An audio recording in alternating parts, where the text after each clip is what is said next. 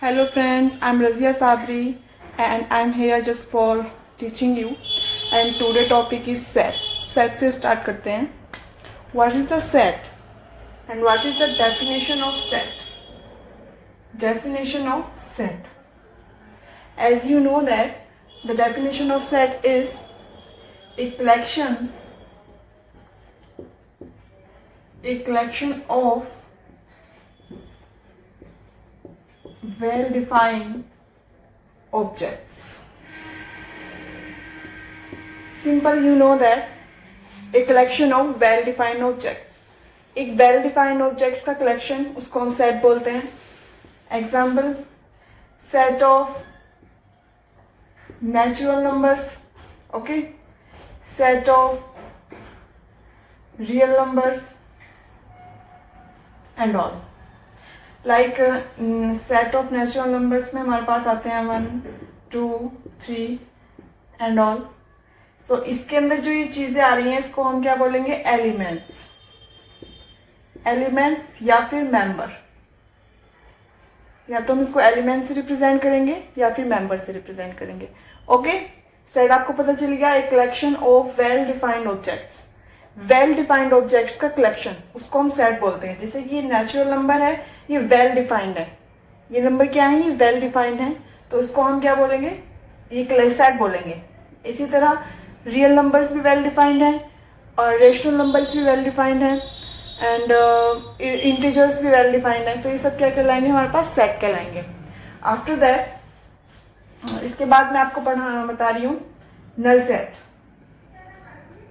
एक सेट होता है नल सेट. नल, जैसे कि आपको इसके नाम से पता चल रहा होगा, नल मतलब खाली. इसको हम 5 होते हैं इसमें, मतलब सॉरी, ए एक सेट है जो बिलोंग्स करता है 5, मतलब इसमें कुछ नहीं है.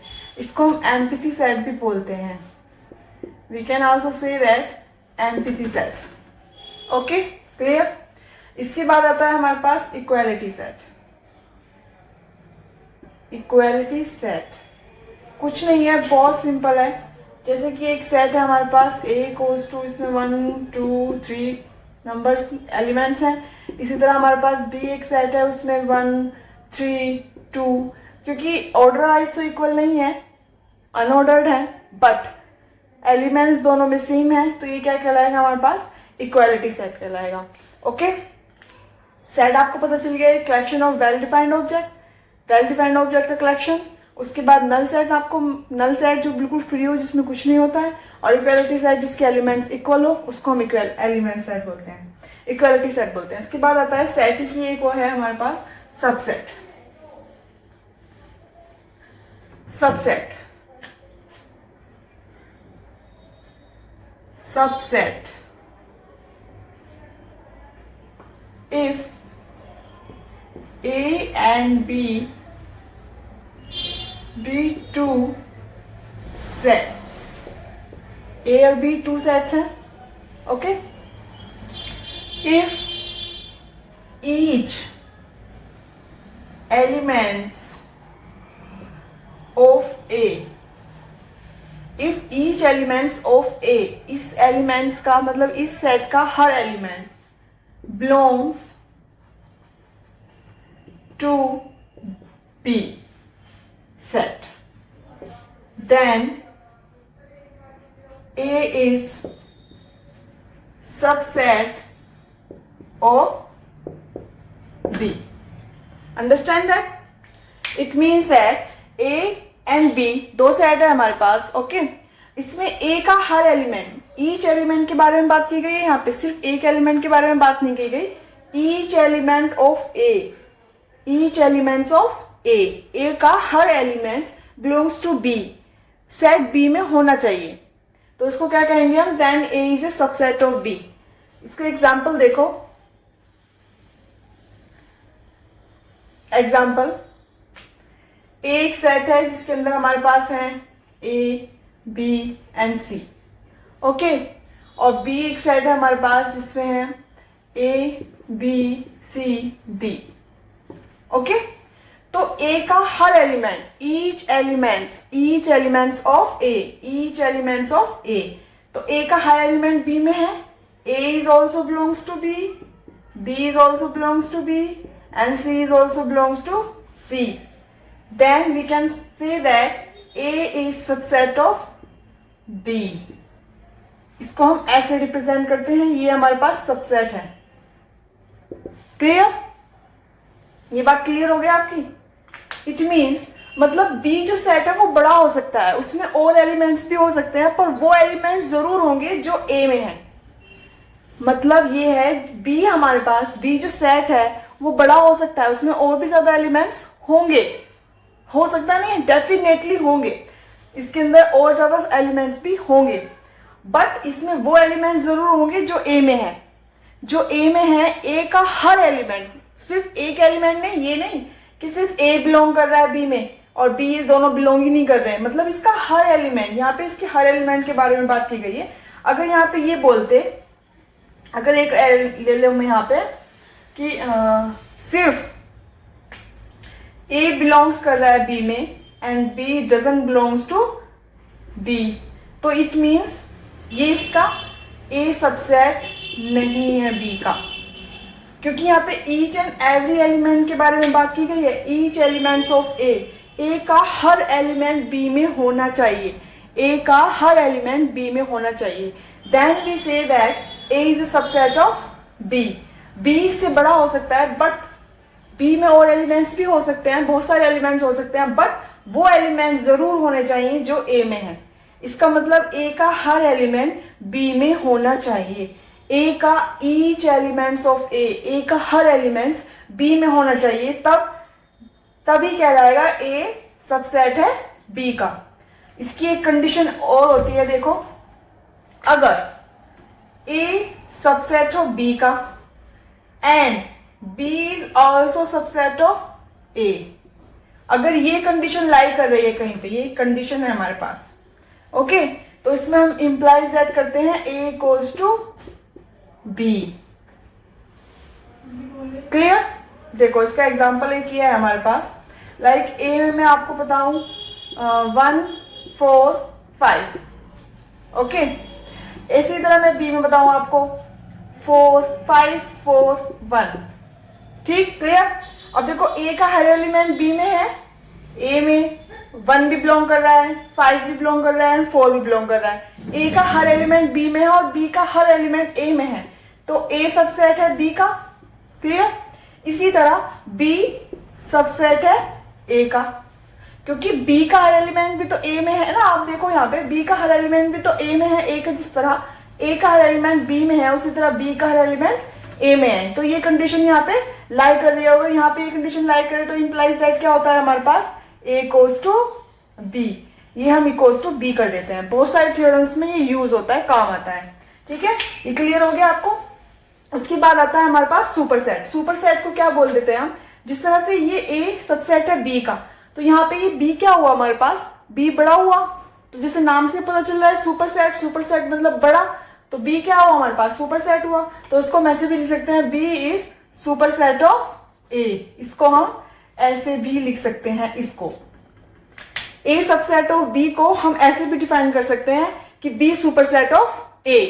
A सबसेट ऑफ B को हम कैसे भी डिफाइन कर सकते हैं, हम इसको ऐसे डिफाइन भी कर सकते हैं कि B is super set of A. Clear हो गई इतनी बात? इसके बाद हमारे पास आता है proper set. Proper set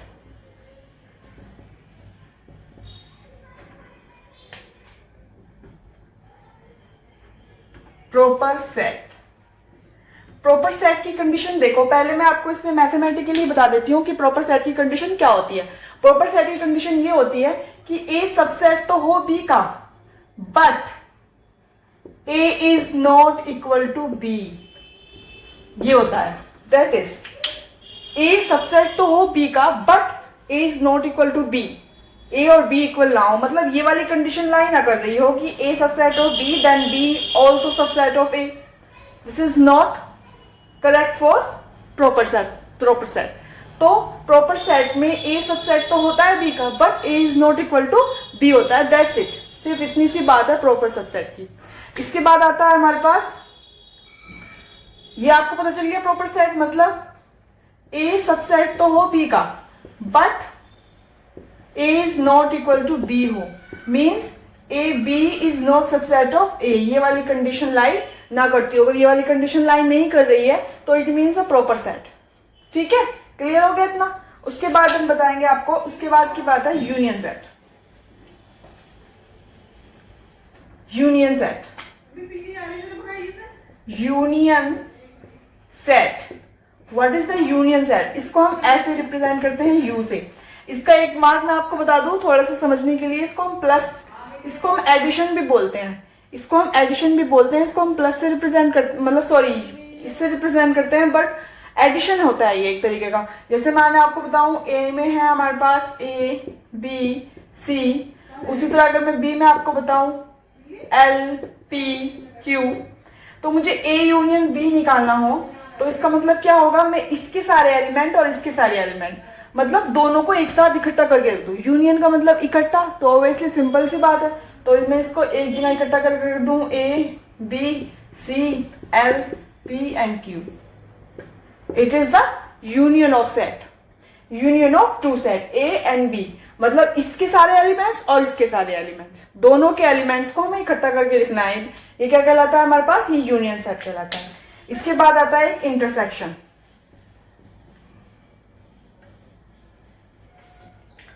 intersection,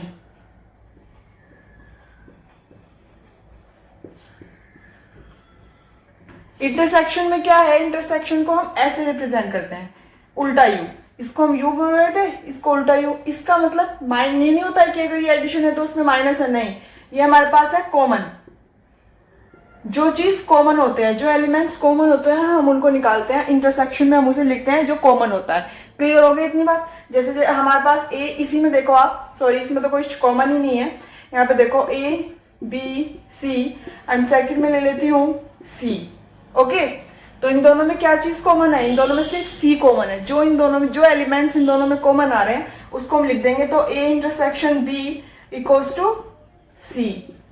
सिर्फ सी ही कॉमन है, सिर्फ और सिर्फ सी कॉमन है, इसमें और कुछ कॉमन नहीं है, सिर्फ सी कॉमन है, तो इट मीन्स ये इंटरसेक्शन है इसका।